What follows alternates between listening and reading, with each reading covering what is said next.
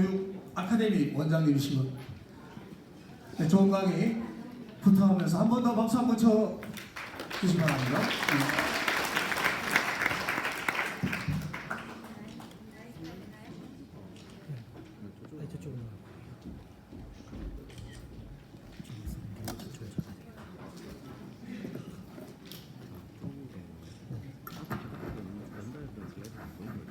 원래 이쪽에 있는 게 있는데 얘가 이쪽만 있어요. 반갑습니다. 정은주 인사드리겠습니다.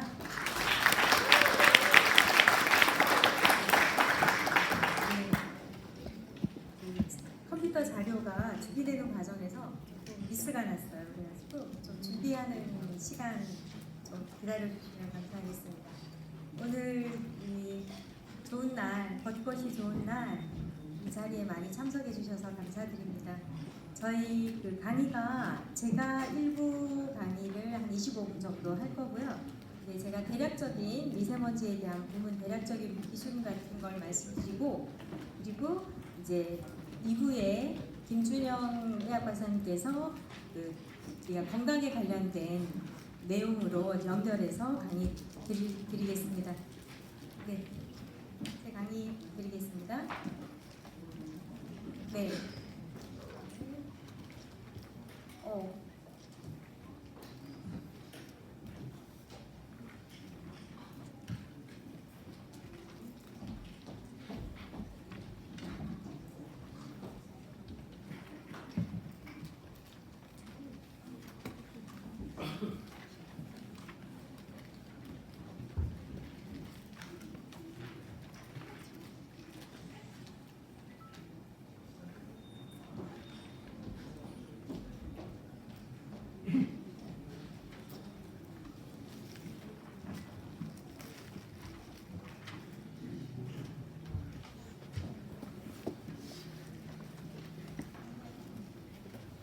네, 우리가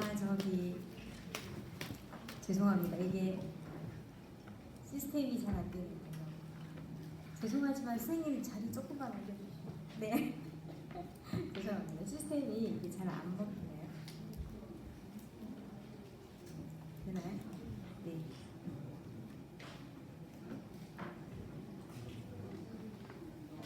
거기서 눌러주셔야 될 것 같습니다. 부탁드릴게요. 됐나요? 네. 예, 제가 이제 50대 중반인데요. 저희들이 어릴 때는 정말 하늘이 맑았던 것 같습니다. 그래서 이제 요즘 저희들의 하늘이 굉장히 힘들죠.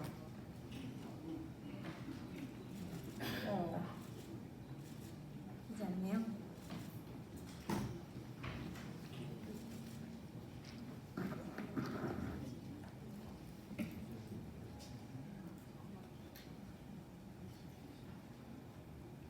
요즘 하늘입니다. 그죠? 요즘 하늘은 우리가 정말 숨이 막힙니다. 숨이 막힐 정도로 힘이 들고요. 저희들이 더 이상 저희들 놀이터에서 아이들의 모습을 보기가 쉽지 않은 세상이 되었습니다. 그래서 저희들 어릴 때는 굉장히 학교만 갔다 오면 밖에서 뛰어놀던 기억들이 있는데요. 요즘은 정말 쉽지 않은 날들입니다. 그리고 이제 2월 달에 미세먼지 특별법이 통과가 되어서 좋다고는 하지만 이것이 좋은 것인지 염려스러운 것인지 모르겠습니다. 왜냐하면 미세먼지가 있을 때 우리 아이들이 학교를 가지 않아도 된다라는 법안들이거든요. 과연 이것이 세상이 어떻게 될까 하는 염려를 같이 가지고 있습니다. 그래서 이제 저희들이 어떤 여러 가지 해결책들이 있을 겁니다만은 제가 누르면 눌러주시겠어요? 네. 그리고 이제 그 미세먼지에 대한 우리가 조금은 상식적으로 알고 있는 것이 여기 이제 건강소비자연대 여러 분들이 오셨는데요. 우리가 건강에 대한 것들을 많이 알수록 우리가 해결해 나갈 수 있는 방법도 다양할 거라고 생각이 들었습니다. 그래서 미세먼지의 크기에 대해서 조금 말씀을 드리면 미세먼지 크기를 10미크론과 2.5미크론으로 크게 나누고 있습니다. 그래서 10미크론 정도도 우리가 우리 인체에서 점막이 건강하면 막아낼 수 있는 정도의 크기를 말하고요. 이거보다 더 작은 먼지들이 지금 문제를 일으키는데요. 2.5 미크론 정도 되는 것들은 우리 몸을 뚫고 들어가게 됩니다. 그래서 폐포 안에 뚫고 들어가게 되면 우리 체내에서 혈액이나 뇌 조직이나 여러 조직에 침착을 하게 되고 이것들이 우리 건강을 심각하게 문제를 일으키는 원인이 되기도 하고요. 현재로는 1마이크론 밑에 되는 그보다 더 작은 먼지들이 커다란 문제를 일으키고 있습니다. 그래서 미세먼지의 구성을 보면요. 우리 머리카락의 두께를 한 70미크론으로 봅니다. 그러면 미세먼지 2.5 미크론은 얼마나 작은 크기의 먼지인지 우리가 알 수 있고요. 우리가 흔히 말하는 모래사장에 있는 모래먼지들은 90미크론입니다. 그러면 미세먼지가 초미세먼지가 얼마나 작은 입자인지를 우리가 알 수 있을 것입니다. 그럼 이 먼지가 왜 문제가 되느냐라는 거죠. 그래서 이 먼지의 구조를 본다면요. 앞으로요. 먼지의 구조를 보면 중간 핵에 탄소라는 것을 가지고 있고 그 금속을 둘러싸고 여러 가지 토양의 먼지랑 또 이온성 질산염이나 황산염 등의 이온성 물질들을 가지고 있고요. 이런 것들의 중금속과 유해성 물질들이 같이 겹쳐져 있습니다. 그래서 이렇게 겹쳐져 있는 물질들이 우리 몸에 들어가서 반응을 굉장히 많이 하게 되고요. 이 반응성 있는 물질들이 세포를 공격해서 세포의 핵을 공격하게 되면 유전자 돌연 변이까지 일으킬 수 있는 아주 심각한 질환을 유발할 수 있는 원인이 될 수 있기 때문에 이 미세먼지가 화두가 되고 있는 것이라고 봅니다. 대기 중에 있는 이 미세먼지 안에는 우리가 흔히 말하는 중금속들이 굉장히 많이 들어가 있습니다. 물론 이온성 황산염이나 질산염 같은 것들도 굉장히 문제를 일으키지만 중금속 같은 것들은 우리 몸에 들어가게 되면 빠져나오지 않기 때문에 그런 것들이 커다란 문제를 일으키게 되고요. 우리가 흔히 말하는 비소라든지 카드뮴이라든지 납이라든지 수은 같은 것들은 우리 몸에 들어가면 신경질환이나 면역질환을 일으킬 수 있는 심각한 문제를 일으키는 것들이거든요. 미세먼지에 대한 그 세계보건기구의 권고 사항을 한번 보자면 세계보건기구에서는 권고 기준을 PM 2.5 미크론에 되어 있는 것들을 연평균 10미크론, 10마이크로그램 평방메타고요. 이제 1평균 25를 기준으로 하는데 우리나라 같은 경우는 기준이 조금 높다라는 것이 문제가 되기도 하고요. 이 권고 기준을 넘어가는 기준이 되었을 때는 옆에 보시겠지만 사망률이 굉장히 올라가고 있습니다. 단순하게 질병을 일으키는 것이 아니라 사망률까지 올라가고 있는 이런 상황에 연구들이 굉장히 많이 일어나고 있고요. 그래서 우리나라의 기준을 한번 비교해 보면 세계보건기구의 그 PM10 미크론의 하루 평균이 50 마이크로그램이라고 하면 우리나라는 100 마이크로그램으로 되어 있습니다. 그래서 그 기준 자체가 굉장히 우리나라가 세계보건기구에서 기준하는 것보다 높게 측정이 되어 있기 때문에 우리가 정상적인 괜찮음의 농도에도 충분히 질병을 일으킬 수 있는 상황이라는 것들을 우리가 좀 알고 있을 필요가 있다고 생각이 되어지고요. 세계보건기구와 주요 국가들에서 PM 2.5, 이 초미세먼지요. 우리 몸에 들어가서 심각한 질병을 일으키는 PM 2.5 미크론의 먼지를 평균을 보았을 때 권고 기준 자체가 우리나라는 굉장히 높다라고 되어 있습니다. 그리고 지금 중국의 미세먼지가 커다란 문제들을 일으키고 있는데요. 본인들은 아니라고 하지만 많은 부분들이 중국은 베이징에서 석탄 연료를 쓰는 공장들을 이전시키고 있습니다. 그래서 자기네들의 수도에서는 이전을 시키는데 문제는 본인들 국가의 동해안 쪽으로 이 모든 것들을 옮겨오고 있고요. 이 옮겨온 것이 저희들 나라로 오고 있다는 것이 큰 문제고요. 전체적인 미세먼지의 농도에서 볼 때는 중국의 영향이 한 30%로 되어 있습니다. 하지만 PM 2.5 미크론의 영향은 중국 동해안에서 불어오는 먼지의 영향을 80% 이상이라고 저희들이 측정된 것들이 있습니다. 그래서 중국의 기준도 무시할 수가 없는데요. 중요한 건 중국은 권고 기준이 굉장히 높다라는 것입니다. 자기네 나라에서는 괜찮음이 되어 있는 그 기준 농도가 우리 후에서 세계보건기구에서 말하는 잠정 목표 1, 사망률이 15% 이상 높아지는 농도까지도 그 나라에서는 괜찮음으로 되어 있다는 것을 우리가 좀 알 필요가 있을 것 같습니다. 또 그럼 이 초미세먼지 2.5 미크론 밑의 먼지가 우리 몸에서 얼마나 많이 축적이 되느냐에 대한 연구들이 많은데요. 지방 조직이 굉장히 많은, 물론 폐에는 굉장히 많이 축적이 되고 있고요. 보시면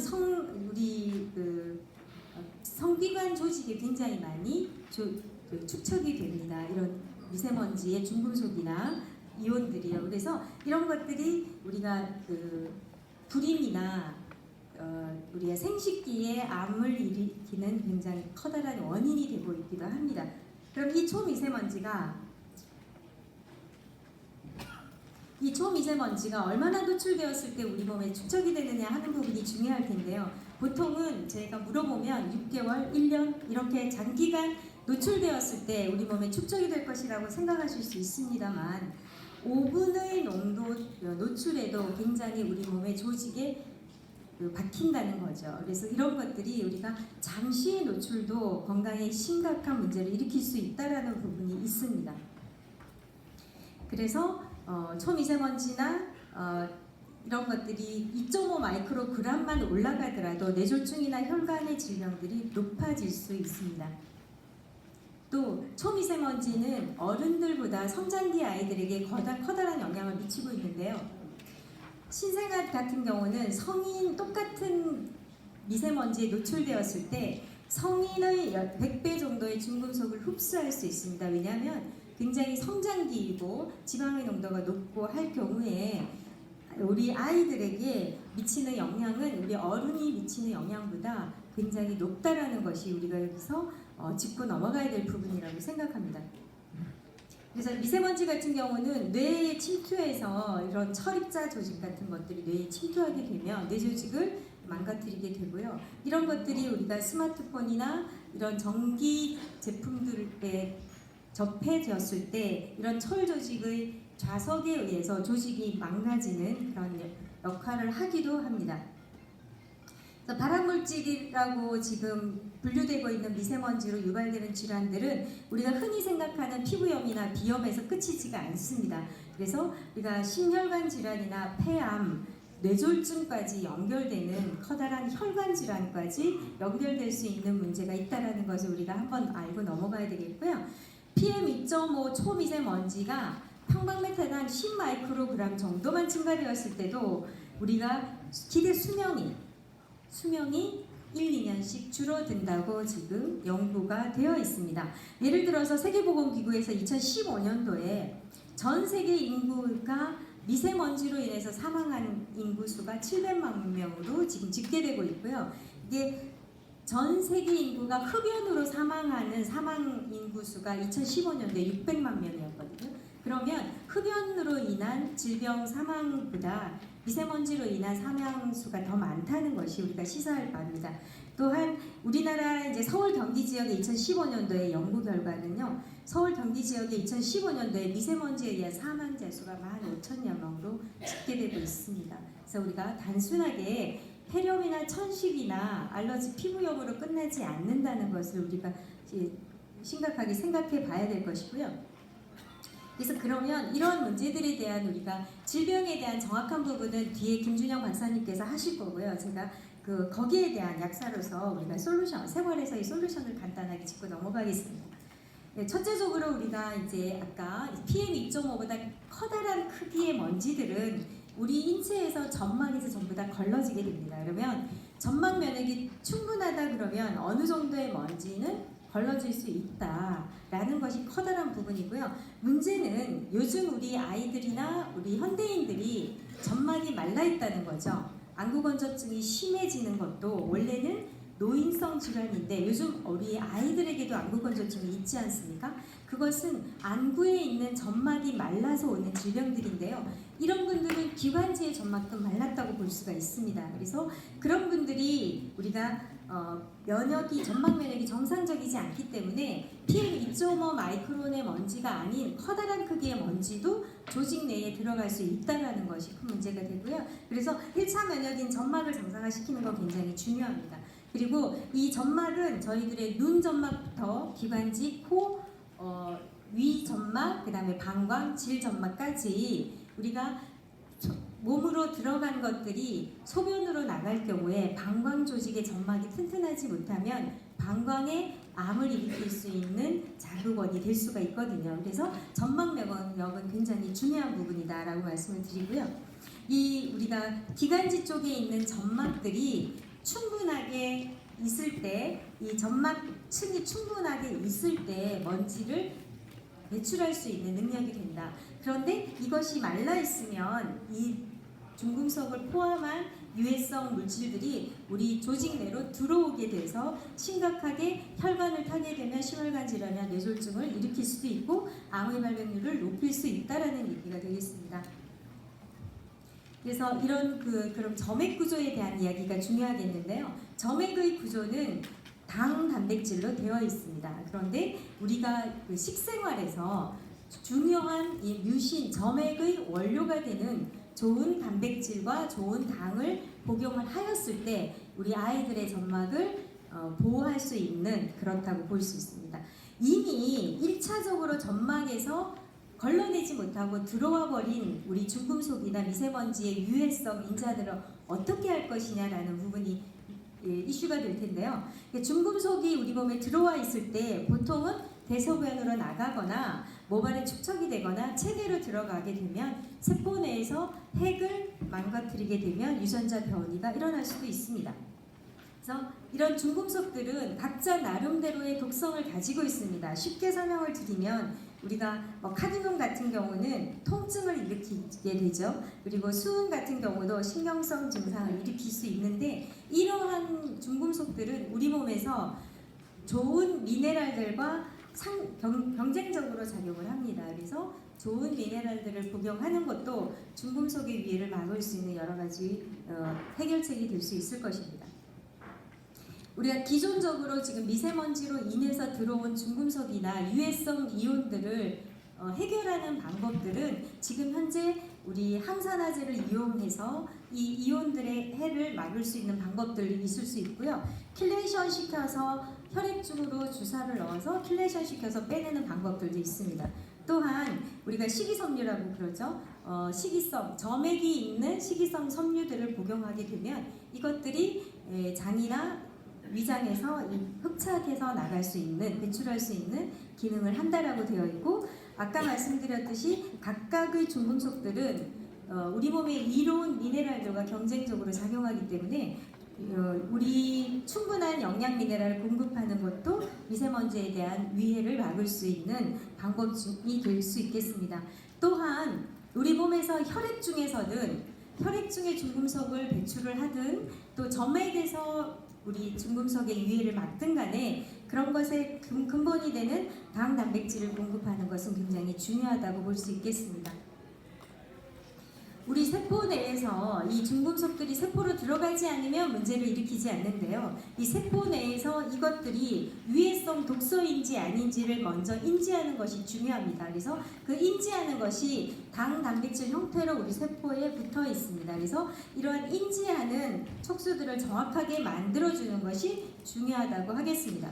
그래서 그런 우리 세포의 열쇠, 자물쇠 역할을 하는 당 단백질의 점액의 원료가 되는 당 단백질을 충분하게 보급하는 것이 중요한 해결책이 될 수 있겠습니다.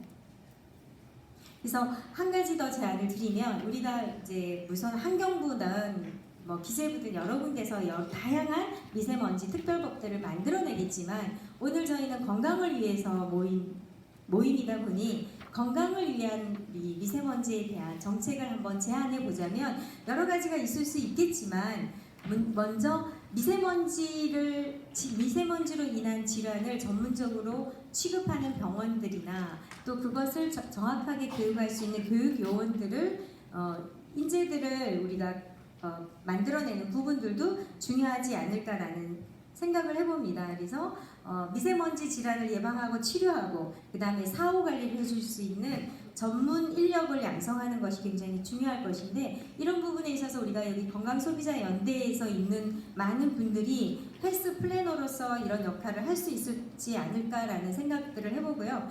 또한 우리가 그 취약계층에 있는 분들, 노약자나 어린이 등 저소득층이든 임산부든 취약층에 있는 분들에게 미세먼지에 대한 여러 가지들을 제공하는 그런 법안들을 우리가 한번 제안해 보면서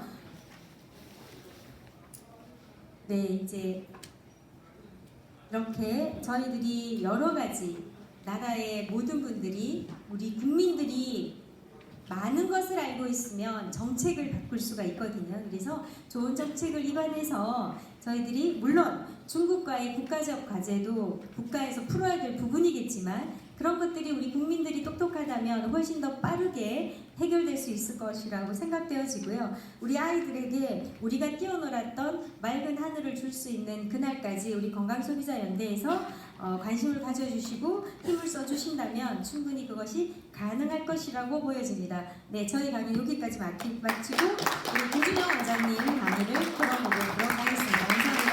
감사합니다. 네, 바로 이어서 우리 김준영 우리 원장님 박수 한번 부탁드리겠습니다. 안녕하십니까. 여기 전문의시게 되시고요. 소개를 어떻게 바로 할까요? 제가 소개 좀 할까요? 네. 안녕하십니까. 마음 편한 유해과 김준영입니다.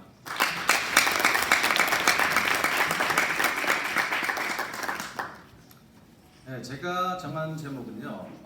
대한민국이 미세먼지 때문에 아픈데 지금은 미세먼지 때문에 더 아프다. 원래 대한민국이 많이 아프거든요. 요즘에 굉장히 많이 아픈데 미세먼지 때문에 더 아프다. 왜 더 아픈지 그걸 좀 살펴보도록 하겠습니다. 잠깐 찾아봤는데요. 0.38초 만에 6,700만 개에 관한 이슈가 구글에서 찾아집니다. 미세먼지가 초 이슈라는 거죠. 이렇게 우리는 매일매일 데이비 커퍼필드가 놀랄만할 정도로 이렇게 무시무시한 마술을 매일 보면서 살아가고 있습니다. 저 빌딩이 저렇게 없어지는 그런 날들이 너무나 많았다는 거죠. 저게 3월 5일이거든요. 오늘 엄청 화창하고 오는 길에 벚꽃도 보면서 제가 미세먼지 준비하면서 굉장히 화나고 짜증나고 그랬던 게 많이 식혀진 것 같습니다. 그래도 또 다시 찾아올 수 있는 그런 미세먼지를 우리가 어떻게 조심해야 될 건가 여기에 대해서 좀 더 말씀을 드리도록 하겠습니다. 이게 어제 오늘 일은 아니고요. 1985년 때부터 벌써 이미 이제 우리가 공해에 대해 가지고 경각심을 가지고는 있었습니다. 근데 그게 제대로 측정이 안 됐다는 거죠. 심지어는 1988년도에는 그 선수들이 우리나라에 도저히 훈련을 못할 정도로 공기가 나빠서 일본 가서 훈련하고 경기하는 날 한국으로 오겠다라고까지 얘기할 정도로 예전에는 굉장히 이게 별로 공기가 좋지 않았던 시절들을 우리가 벌써 30년째 이렇게 나쁜 공기를 마시고 살아가고 있는 겁니다. 보시다시피 미세먼지가 주로 인도부터 시작해서 아프리카, 뭐 저렇게 동남아, 그다음 중국, 한국까지 저렇게 많이 퍼져 있는데요. 선진국은 미세먼지가 예전에 굉장히 많았었지만 특히 우리가 알고 있는 것들이 런던 스모그 굉장히 유명하지 않습니까? 영국 심사가 안개 뽀얗게 끼었을 때 언제 비 올지 몰라서 우산 들고 중전 못 쓰고 거리를 가는 그 멋진 모습을 1950년에 산업혁명 시기를 거쳐가면서 영국에 벌써 이미 있었는데요. 유럽하고 미국은 저렇게 줄어들고 있거든요. 근데 1910년부터 16년까지 남동아시아는 점점 더 늘어나고 있는 게 현실적입니다. 이게 중국에서 날아온다, 뭐 어쩐다 이런 것들을 우리가 아무리 줄여라고 얘기해도 남의 집 제사에 배나라 감나라 해가지고 누가 배놓고 감 놓겠습니까? 그 놓는다 하더라도 엄청 논란이 많고 시간이 굉장히 많이 걸릴 거라고 생각합니다. 우리나라도 그냥 가만히 있었던 건 아니고요. 1995년부터죠. 미세먼지 PM10을 측정을 해서 많이 저감 정책을 하긴 했지만 일정 수준 이하로 떨어지지는 않고 있고요. PM2.5도 계속 줄어들고 있긴 한데 저 이상은 더 줄어들지 않는 그런 현상으로 우리가 지금 이 공기를 마시고 있는 겁니다. 황사와 미세먼지는 근본적으로 다르죠. 흙은 먹어도 상관없지만 저 미세먼지는 먹으면 우리가 큰 병이 생긴다는 겁니다. 그런 것들을 이렇게 측정을 굉장히 많이 하고 있어요. 그래서 우리가 항상 문자로도 경고도 주고 뭐 여러 가지 문자들 많이 오죠. 총 59개소에서 측정을 해서 우리한테 문자를 주는 겁니다. 그만큼 경각심을 주고 있는데요. 문제는 이게 1.5에서 10m 사이에 저 공기질을 측정하게 됐는데 대부분이 10m에서 측정을 하고 있다는 게 문제예요. 우리는 1.5에서 2m 사이에 살고 있는데 10m에서 재봤자 내가 지금 마시고 있는 미세먼지가 진짜 많이 마시는 건지 경고대로 적게 마시고 있는 건지 알 수 없는 그런 이상한 상황에 놓여 있다는 게 우리가 건강을 제대로 지키지 못하는 아주 큰 요인이 되는 겁니다. 주의보와 경보의 메시지가 계속 날아오는데요. 주의보는 그냥 권고입니다. 그 다음에 경고는 똑같은 내용을 자제하라 보는 거고요. 주의보에서 자제해라, 절제해라고 하는 거는 경고에서 그냥 금지하라 이런 내용으로 이제 바뀌는 거죠. 대부분은 외부 출입을 금지하고 깨끗한 공기를 마실 수 있는 마스크 착용을 하고 뭐 이런 정도의 아주 뭐랄까 소극적인 대응 방책들이 문자로 날아오게 되는 겁니다. 1급 발암물질이고요. 계속 이제 주의보 경보 날아오는 메시지가 200% 증가를 하고 있고 아주 아까도 보셨다시피 6,700만 개가 찾아지는 거 0.3초 만에 1, 2위 이슈를 달리고 있습니다. 전 세계 최악의 공기 수준이고요. 혈관까지 침투를 하고 있는 거죠. 그 다음에 대기오염 조기 사망률이 세계 1위입니다. 우리나라가요. 특히나 만성 폐쇄성 질환, 숨구멍이 막힌다는 거죠. 만성 폐쇄성 질환이 330만 명 정도가 있고요. 사망률은 점점 증가하고 있고 입원율도 거기에 따라서 점점 증가하고 있는 것이 대한민국의 현실입니다. 보시면 대부분 질병이 급성 기관지염, 천식, 기관지염 협심증, 급성 심근경색증 이런 것들이죠. 병원에 잠깐 왔다가 가시는 분들도 대부분 폐 질환입니다. 그래서 우리가 폐 질환을 미세먼지의 가장 큰 원인이다라고 원인의 결과다라고 이제 얘기를 하고 있는데요. 폐 질환의 문제가 결국 숨을 오시기 때문입니다. 목숨이라고 하는 것은 우리의 생명이지 않습니까? 그 생명이 지금 위협받고 있는 거예요. 우리가 잘 살고 있어도 저 살아가는 게 좋은지 모르는 그런 날들을 우리가 매일매일 맞고 있는 겁니다. 얼마나 굉장히 경각심이 있겠습니까? 네, 총 미세먼지로 1,100만 명, 11,000명 정도가 조기 사망을 하게 됩니다. 여러 가지 영향들이 많죠. 아까 이제 정 박사님 말씀하셨던 대로 굉장히 다양하게 있고 특히나 우리가 출산율 저조한데 태아이까지 저렇게 영향을 많이 주고 있습니다. 천식, 만성 폐쇄성 폐질환이 어떤 거냐면요. 저렇게 폐가 완전히 망가지는 거예요. 숨 못 쉬게 되는 거죠. 근데 사실은 1위 뇌졸중이 제일 많아요. 그 중에서 2위 심혈관 질환이고 3위가 폐암이고 4위가 폐쇄성 폐질환입니다. 우리가 알고 있던 거랑은 전혀 다른 형태로 결과가 나타난다는 거죠. 왜냐 그러면 10마이크로미터, 그 다음에 2마이크론, 그 다음에 0.1미크론까지 굉장히 먼지가 다양해지고 굉장히 작은 초나노 미세먼지까지 우리가 다 맡아가지고 혈관에 또 여러 가지 기관에 문제들이 많이 생기기 때문인데요. 폐 깊숙이까지 들어가면 우리가 해결할 방법이 도저히 없기 때문에 그렇습니다.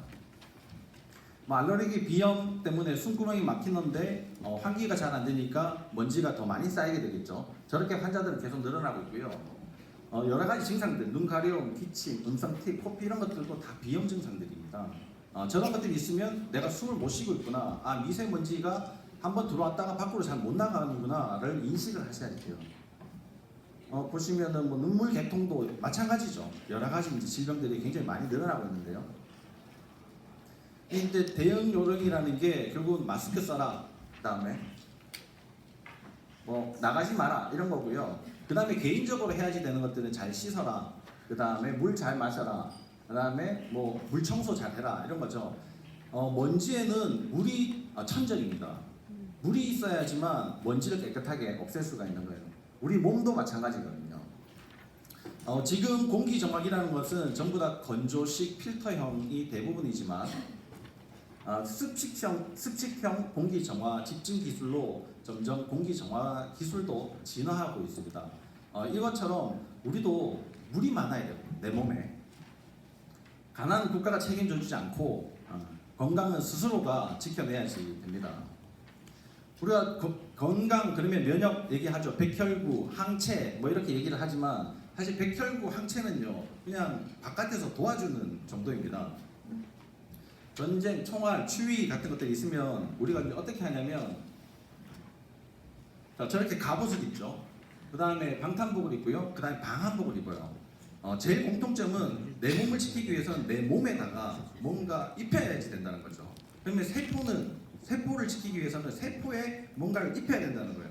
백혈구를 튼튼하게 하고 항체가 많아져가지고 면역이 좋아지는 것이 아니고 세포가 어떤 옷을 입고 있느냐에 따라서 완전히 달라지게 되는 겁니다.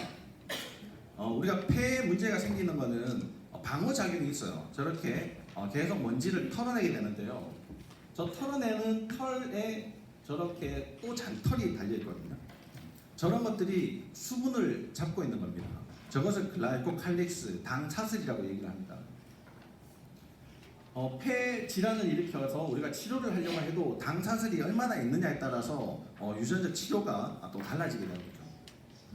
폐가 실제적으로 문제가 생기는 것들은 저런 당사슬들이 다 망가지기 때문입니다. 그럼 복구를 하려면 당사슬을 다시 제대로 만들어야지만 촉촉하게 젖어 있는 폐를 만들 수가 있는 거죠. 그래야지 먼지를 쉽게 버릴 수가 있는 겁니다. 물 청소하는 것처럼 똑같이 저렇게 당사슬이 있어야지만 백혈구 활동도 훨씬 더 촉진을 시켜줄 수가 있죠. 내가 옷을 잘 입고 있어야 주변에서 도와주는 사람들도 많다 이런 얘기입니다. 우리 면역 세포 치료들도 하죠. 면역 치료들도 암 환자들한테 하는데 당사슬의 모양이 어떠냐에 따라 가지고 이 효과가 천차만별로 달라지게 되는 겁니다. 혈관도 마찬가지죠. 폐를 통해서 이제 혈관으로 들어와도 또 막아낼 수가 있는데요. 막아낼 때도 혈관에 당사슬이 없으면 도저히 그런 이물질들을 막아낼 수가 없게 됩니다. 뇌혈관까지 갔어요. 우연히 어떻게 해서 뇌혈관까지 갔는데 뇌혈관에도 당사슬이 없다. 그러면 못 막아내는 거죠. 뭐 치매, 뭐 뇌졸중 뭐 이런 것들이 굉장히 쉽게 생길 수가 있습니다. 적혈구도 마찬가지예요. 적혈구도 그런 이물질들을 싣고 다니지 않아야지 되는데 물론 혼자 떠다닐 수도 있겠지만 저는 적혈구도 그런 것들을 잘 막아낼 수 있으려면 당사슬이 충분히 있어야 됩니다. 어떻게 해서 이제 콩팥으로 보내야지 되겠죠. 아까 폐랑 그 생식기 쪽에 이제 제일 많이 모인다고 정 박사님 얘기하셨는데 대부분은 방광 쪽으로 이제 소변으로 나가게 되는 겁니다. 물 많이 마시라고 하는 것도 소변으로 보내기 위해서죠. 저렇게 콩팥에도 있어야지 돼요. 당사슬이. 눈에도 있어야지 됩니다. 당사슬이. 그래야지 계속 촉촉한 상태를 유지를 할 수가 있는 거죠. 우리가 수분을 70% 가지고 있다고 하는데요. 샤워를 해보세요. 여기에 물이 어떻게 됩니까? 여기 남아있지 않아요.